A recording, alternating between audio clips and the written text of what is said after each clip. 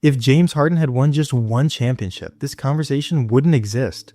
One parade, one June night where everything finally aligned, one moment that froze the doubts forever. Instead, Harden's career lives in a permanent state of argument. The numbers say all-time greatness. The footage shows offensive dominance few players in NBA history could touch. But the memories fans return to are quieter, shorter, ending too soon. History remembers Harden as a scorer, a system, a problem, not as a champion. Every era has players who define winning, and others who define debate. Harden somehow became both. His peak arrived during one of the most ruthless championship eras ever.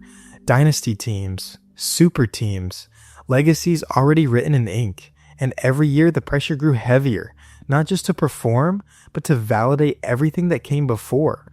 Because in the NBA, greatness without a ring doesn't fade. It lingers. It rots into questions. Was James Harden unlucky to exist in the wrong era, under the wrong circumstances, with the wrong timing? Or did his career repeatedly collapse when the game demanded something more than talent? That question followed him from Houston to Brooklyn to Philadelphia and beyond, and it never left. Was James Harden's legacy sabotaged by his environment or by his own choices when it mattered most? James Harden's story begins with promise that almost felt inevitable. From his early days as a sixth man in Oklahoma City, there were flashes, craft, patience, a manipulation of defenders that didn't rely on speed or power. When Houston handed him the keys, the transformation was immediate.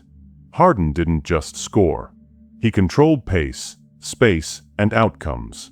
At his peak, he was the system.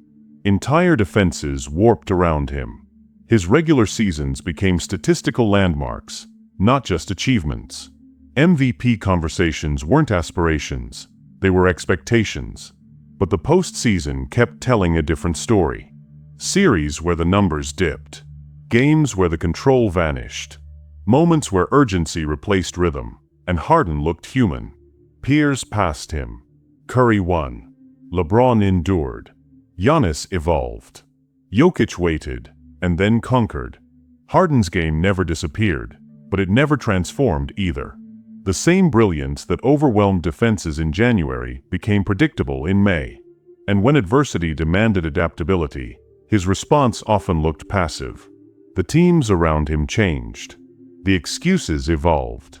The results stayed the same. Chat verdict: mostly responsible. James Harden exists at the intersection of genius and stubbornness. His prime was undeniable, an offensive revolution wrapped in stepbacks and free throws. Houston built everything around maximizing his strengths, and for years it worked, until it didn't. The playoff exits weren't all failures of effort, but they were failures of adjustment. Harden faced defenses designed solely to remove him from comfort. And instead of expanding his game, he leaned harder into what already worked until it stopped. Compare that to his peers. Curry learned to move without the ball. LeBron learned to relinquish control. Giannis learned patience. Harden demanded control everywhere he went. Even when circumstances improved, better rosters, more talent, fewer burdens, the same questions followed him. Was he elevating moments or avoiding them? The ring culture may be cruel, but it's not arbitrary. It rewards adaptation under pressure. Claude verdict: mostly responsible. James Harden may be the greatest example of how context shapes legacy. His prime collided with historically dominant teams. His best seasons ran directly into dynasties. Few superstars carried heavier offensive burdens with less margin for error. Houston asked Harden to do everything, or create, lead, absorb blame, and he did, until exhaustion became visible. His playoff struggles often mirrored physical decline by the end of seasons. His usage was extreme, his margin thin. One injury, one cold stretch, one missed call, and the season ended. Meanwhile, others failed with better teams and escaped criticism. Harden didn't collapse alone. Systems failed him too. Gemeni verdict: mostly a victim. James Harden's career arc is consistent. Peak individual efficiency. declining playoff effectiveness, limited off-ball value, minimal defensive impact. These are not narratives. They are patterns. His reliance on foul drawing diminished in postseason environments. His conditioning fluctuated. His engagement without possession remained low. These traits persisted across teams. Context changed. Output did not. Deepseek verdict. Mostly responsible. Harden didn't choke once. He faded repeatedly. That's the uncomfortable truth fans avoid. Not because it's cruel, but because it's boring. There was no single collapse. Just a series of moments where the urgency didn't match the stakes. Great players bend when the game tightens. Legends snap back stronger. Harden stayed the same. Grok verdict. Mostly responsible.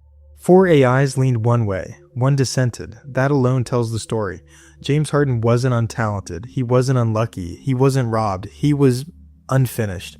The league changed around him. Expectations shifted. The bar rose. And Harden stayed anchored to a version of himself that once felt unstoppable. Legacy isn't a race by failure. It's shaped by response. And Harden's responses never rewrote the narrative. If James Harden had won one title, none of this would matter. But he didn't. So now the question isn't whether he was great. It's whether greatness is enough. Was he betrayed by timing or exposed by pressure? That answer depends on what you believe the NBA actually rewards. And that debate, like Harden's legacy, is far from over.